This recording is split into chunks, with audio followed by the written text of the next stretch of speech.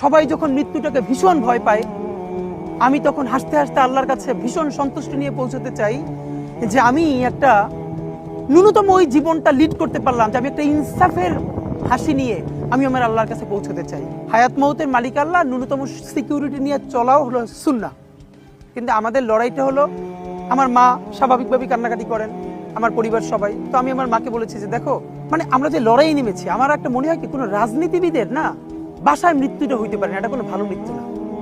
যিনি রাজনীতি করেন, যিনি লড়াই করেন, যিনি বিপ্লবী, যিনি সংগ্রামী, তার মৃত্যুটা হবে একটা সংগ্রামের মধ্য দিয়ে, একটা রাজপথে, একটা গ্লোরির মৃত্যু।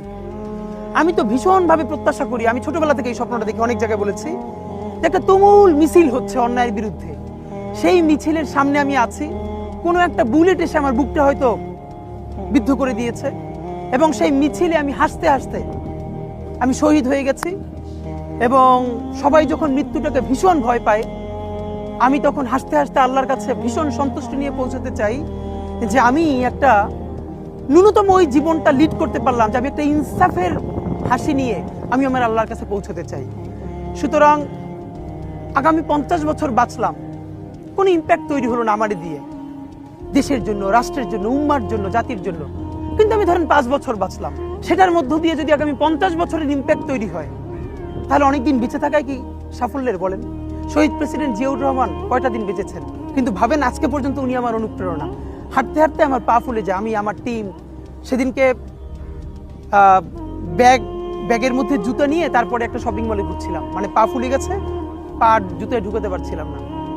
তো জিয়াউর রহমানের একটা ওনার গল্প মনে পড়ছিল, যিনি মাইলকে মাইল যখন হাঁটতেন, ওনার সাথে স্টাফদের পা ফুলে যেত, কিন্তু ওনার তো আর্মি ট্রেনিং আছে।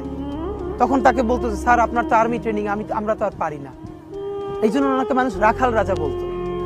তা আমরাও সারা বাংলাদেশের 56,000 বর্গ মাইলে হাঁটতে চাই, আমরা ইনসাফের চাষাবাদ করতে চাই, একটা স্বাধীন সার্বভৌমত্বের সততার বাংলাদেশ তৈরি করতে চাই।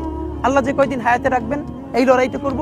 যেদিন নিয়ে যাবেন, আমি স্বপ্ন দেখে যেতে চাই, আমি আমাদের এমন টিম, আমি আমার সন্তানকে রেখে যেতে চাই, আমার মৃত্যুর পরে যেন এই লড়াই বন্ধ না হয়, এই লড়াই যেন বাংলাদেশে কিয়ামত পর্যন্ত যায়।